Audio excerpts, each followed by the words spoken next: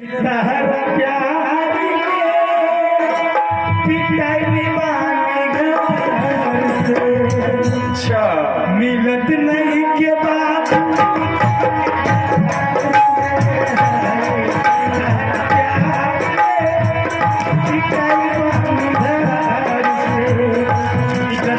के बाबू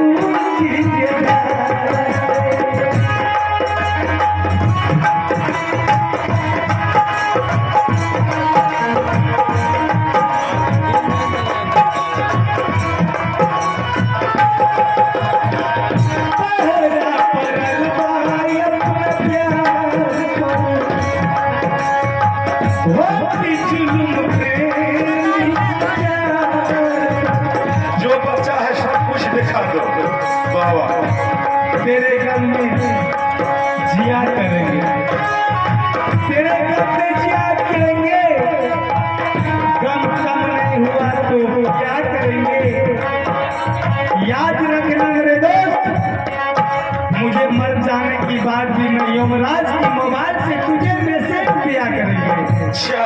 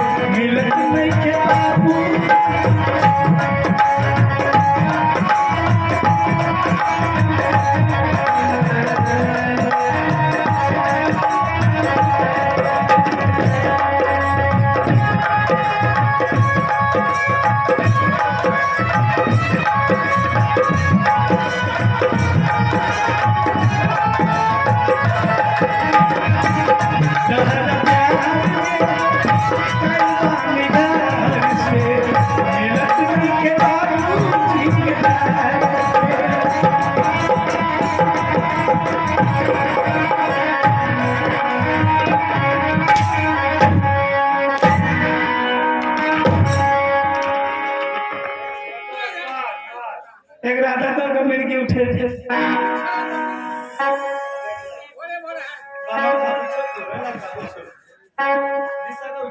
मैं तुमको कहता हूँ सीधा शांत हो।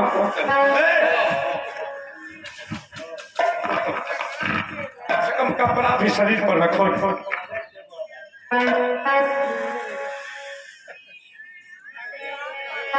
चलो कुछ खड़ा हो जाओ। लोरी से दांत तोड़। मैं तुमको क्या कहता, तुम अपना मती में रहती तब तो चलो ठीक है, मैं जहां ले जा रहा हूं वहां चलना है। चल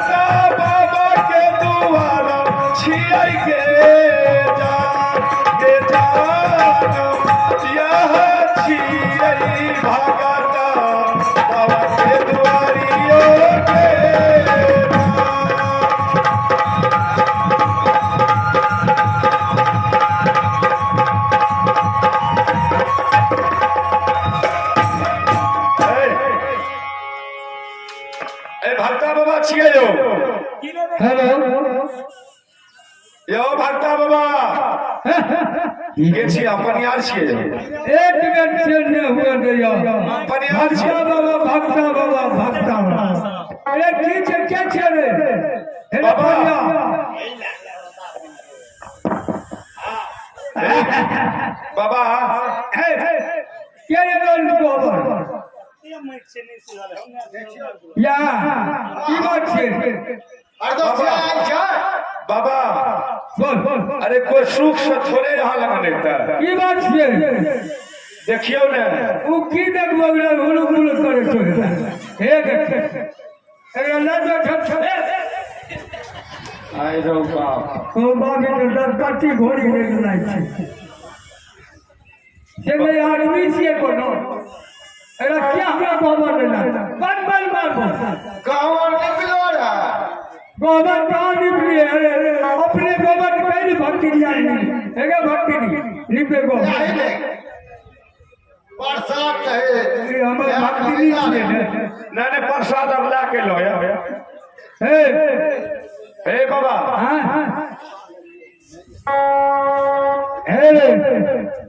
ये अपने मन से मन पर हो बढ़िया से आवाज निभा के छिए भक्ति नहीं छिए हम भक्ता छी भक्ता छिए भक्ति नहीं छिए नहीं तो भक्ता भक्ति नहीं बढ़िया जोर लागे भक्ति नहीं खातिर करके पूजा पाठ करे छिए जय बहादुर जय बाबा धर्मराज जय बाबा एकरा कथी देखियो ध्यान से एकरा देखबो पहले बताए तब ना अच्छा हमें की देखबे जब से तू आओ तो बस हमरा देखे कहै छी ना से एक दिन हमरा लग एकरा भेड़ रखे पड़ अच्छा बाबा है जल्दी पूजा करिए अच्छा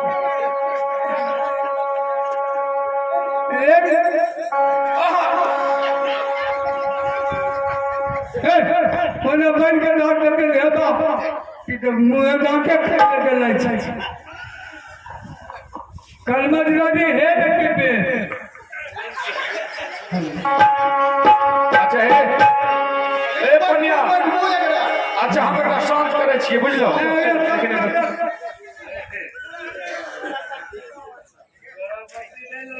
हेलो बाप खाली अथी की कहै छै हम बाप कहते बाबा कहते अथी चढ़ा हेलो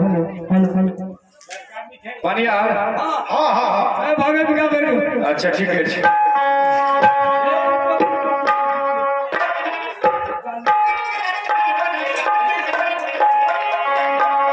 हे बाबा मेघ दियो ने एकरा हां ये तो तोरिए नदी बेटे अरे बा भगत का में एक नंबर छ हेलो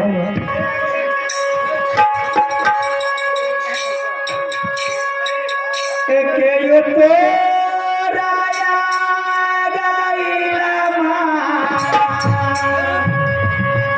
एके यो तोरा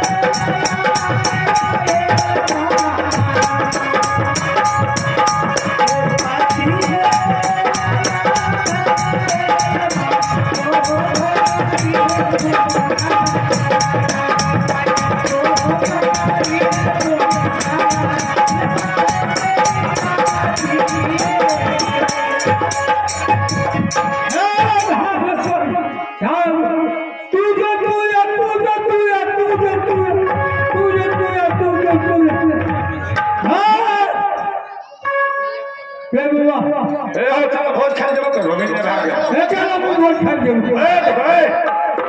कौन गोसा एकरा आबै छै हमरा के जाने भोज खा तू और गाड़ी में भोज खा हमें नहीं देंगे तो हो जा ओ गोसा रे भाग गए तो ओ तोरी भक्ता है अच्छा बैठो बैठो बैठो दियो नमक दियो यहाँ तक याद के भगा दै छी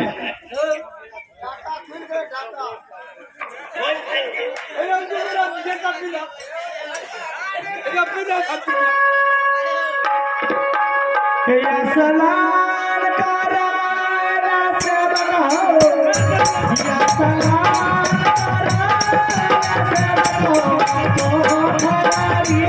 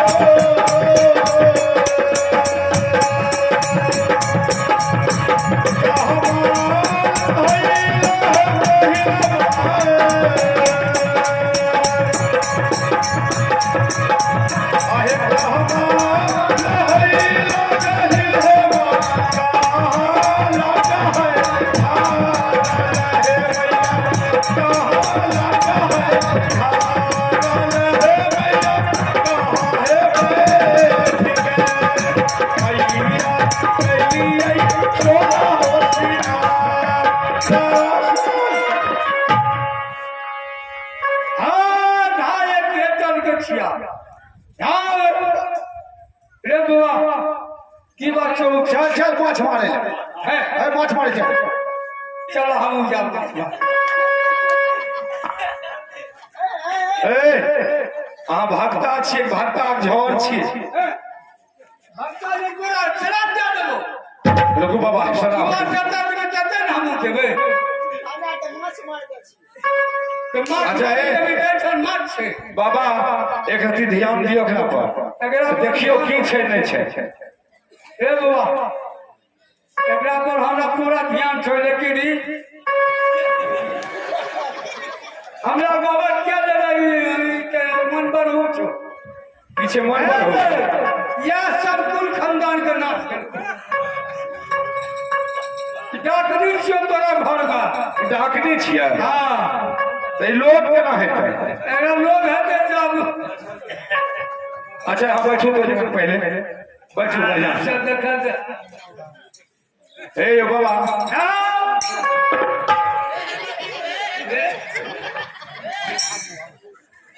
ए यो बाबा हां एक रति अपना से माथा हाथ कर दे दियो जगह छो माता पकड़ ले अच्छा पकड़ने छी हमरा दांत काट के नहीं कर दियो दियो माथा हाथ कर दियो अपना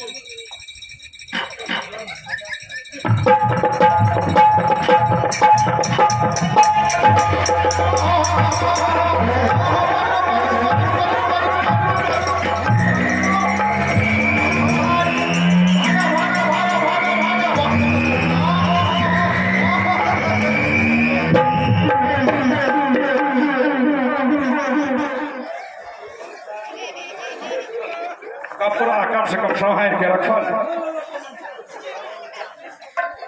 बाप रे बाप लागे छै ई भक्तों के हालत खराब कए दे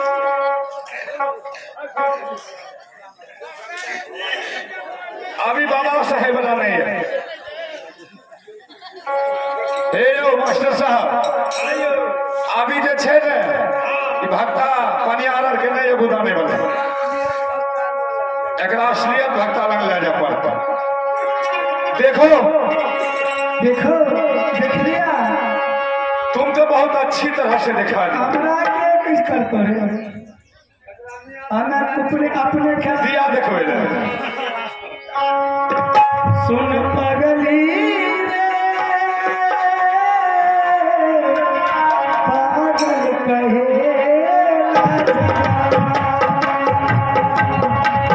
सुन पगली रे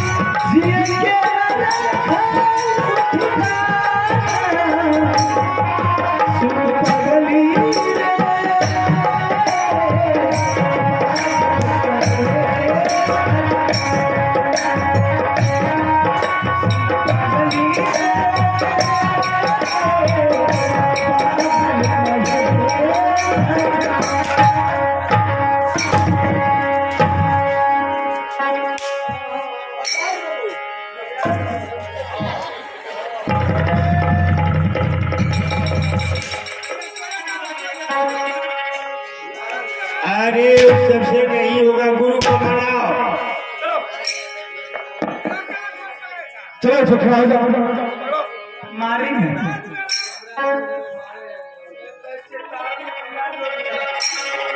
अरे इस ताबीज में से ठीक नहीं होगा। अब सीधा इसको महल में ले जा करके बांध देते हैं और ताला लगा देते हैं ताकि कहीं जा नहीं सके। और मैं चाहे जहां मिले बाबू रुदल सिंह और जो मेरा बेटा अमरजीत है वही इसको जीवित करेगा। अब मैं उसे ढूंढ करके लाता हूँ।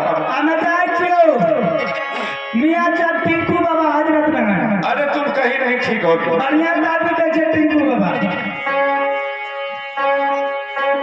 चले दीवानो हो महले के जा, चले दीवानो हो अब महले के जा।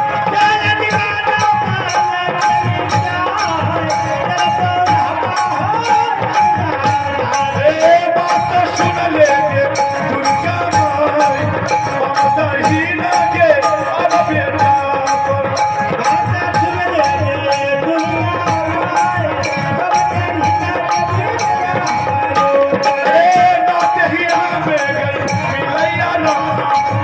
मंदिर मंदिर को जाना है।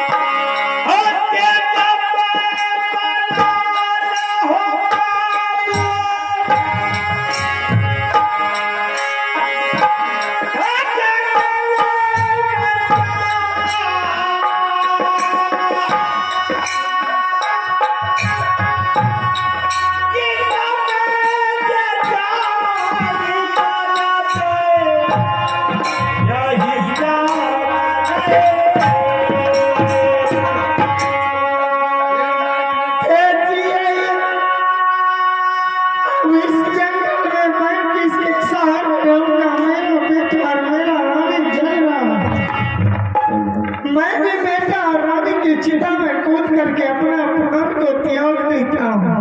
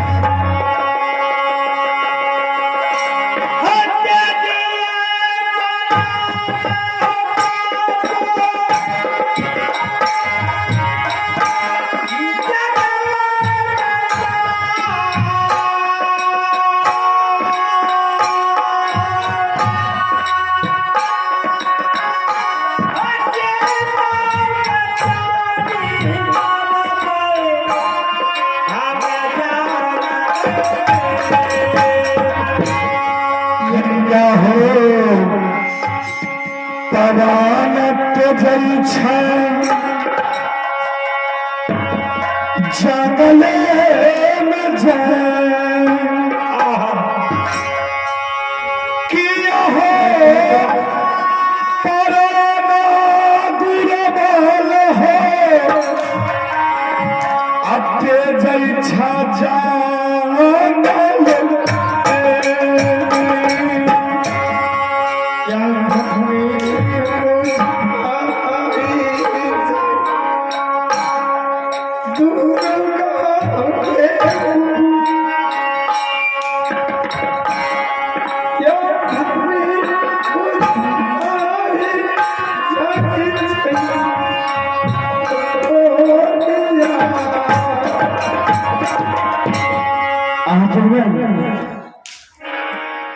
आप इस जंगल में आकर के आपने अग्नि जला करके अपना प्राण को क्या तेज हो गया। देखो बसंत, मुझे क्यों रोका, मुझे मरने दो, मैं जिंदा रहने के लिए नहीं चाहता हूँ। मेरा इस दुनिया में कोई सहारा नहीं है, मैं बच करके इस दुनिया में क्या करूँगा, मुझे क्यों बचने के लिए छोड़ दो। क्या दुर्बल तुम्हारे इस दुनिया में कोई नहीं है, और मैं इस जंगल में इसलिए रहता हूं कि जो कोई आकर के मरना चाहते हैं मैं उसे मरने नहीं देता। नहीं आप मुझे नहीं रोको मरने से, मैं इस दुनिया में किसके सहारे रहूंगा? मेरा तो सब कुछ लूट गया, तो मैं बच करके क्या करूंगा मुसाफिर? अगर आपको मेरा मदद इतना ही करना है तो चलो मेरे साथ, देखो मेरी झोपड़ी में क्या हुआ है। मेरी झोपड़ी में मेरा बेटा और मेरे पुराने मरी हुई पड़ी हुई, लेकिन चिता में आग नहीं। क्या बेटा नानी मरी हुई है? हाँ दुर्गन, मैं तुमसे एक बात पूछना चाहता हूं। तुम्हारी ये दशा देख करके मुझे कुछ याद आ रही है। अच्छा तो ठीक है, लेकिन एक बात बताओ कि तुम्हारा घर कहाँ है और क्या नाम है, और किस कारण से तुम अपने आत्महत्या करने को सोच लिए थे?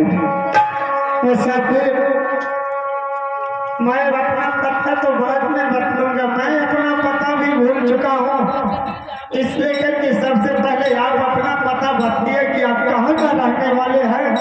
और इतना दयालु मैंने किसी को नहीं देखा। आप अपना परिचय बताने का कृपा कीजिए। ठीक है, अगर ऐसी बात है तो मैं अपना परिचय बताता हूँ। ठीक है बताइए। हेलो हेलो, हे हो धारा मेरा ला गई दुर्बल, हे हो मोहब्बत की लहरा, पिताजी के नाम ला गई हो, राजा जा सरसी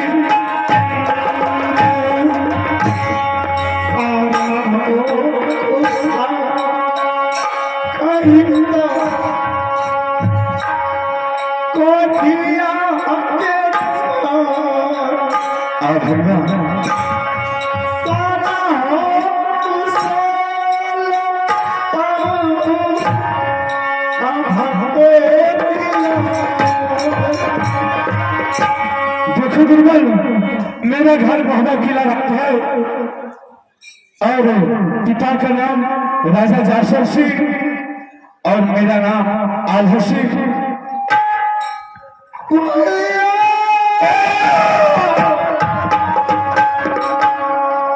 रुद्र सिंह भैया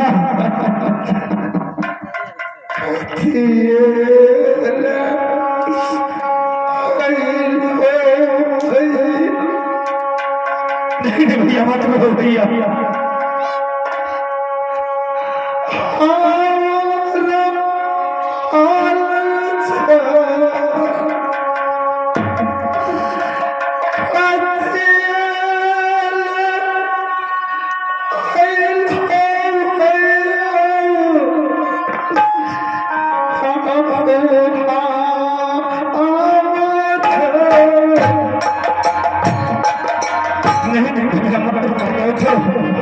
उठो भैया,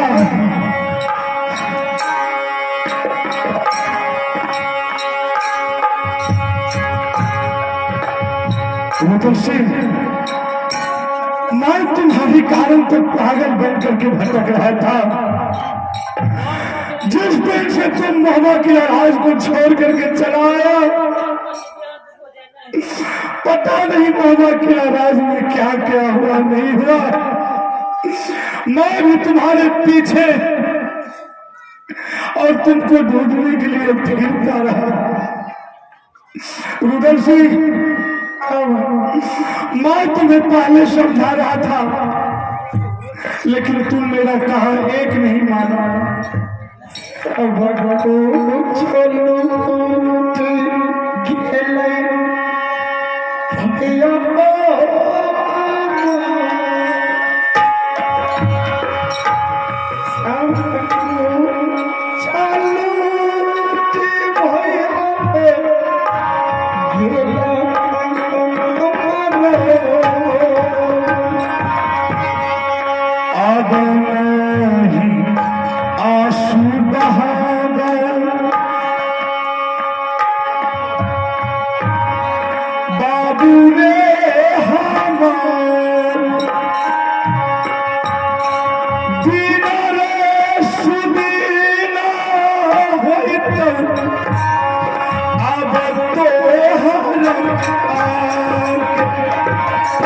उधर से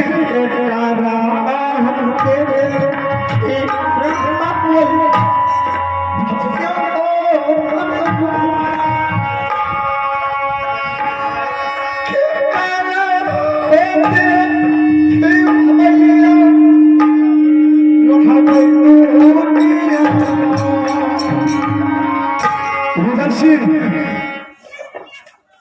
रोने धोने से कोई फायदा नहीं है। ठीक है, तुम आराम से रहो, तसल्ली से रहो। मैं एक बार गुरु हिंदू भगवान को